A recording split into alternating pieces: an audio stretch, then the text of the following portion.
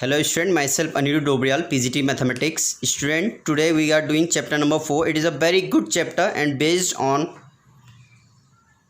quadratic polynomial. So we discuss quadratic polynomial in chapter polynomial. So it will be very easy for you. So the chapter name is quadratic equation. So student, you should understand whenever we are putting a polynomial equal to 0, then it will become a equation. If px is equal to ax square plus bx plus c is a quadratic polynomial, so when we are putting this polynomial is equal to 0, like I have put px is equal to 0, ax square plus bx plus c is equal to 0 is a quadratic equation. Then if we are putting any linear equation is equal to 0, then if we are putting any linear polynomial equal to 0, then it will become linear equation.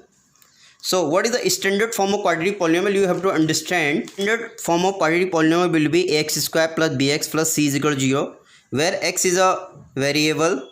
It may change. You can write in place of x, y or z. You can write anything, and when you are solving it, the value, its answer will not change. Answer will come same.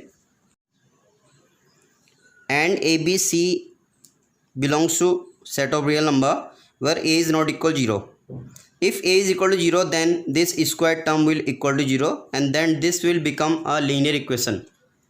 Coefficient of x square will never 0. You have to understand like this. Now if alpha and beta are zeros of quadratic polynomial, because it is a quadratic polynomial, its highest degree is 2, so it may have maximum 2 zeros. So let alpha and beta are the zeros. So you can form quadratic equation also, x square minus alpha plus beta into x plus alpha beta is equal to 0, or x square minus sum of zeros into x plus product of 0 is equal to 0. This is the equation. Now nature of root of a quadratic equation is depend on its discriminant. So this is discriminant formula. D is equal to b square minus 4ac. Discriminant is denoted by capital D and its formula is b square minus 4ac. Now three cases arises. If d greater than 0, b square minus 4ac greater than 0, then its roots will be real and unequal. And if d is equal to 0, then b square minus 4 is ac is equal to 0, then its roots will be real and unequal. Its roots will be real and equal, and each roots you can find by this formula minus b upon 2a. Now student, third case we have d less than 0, it means b square minus 4ac less than 0, so no real roots in that case.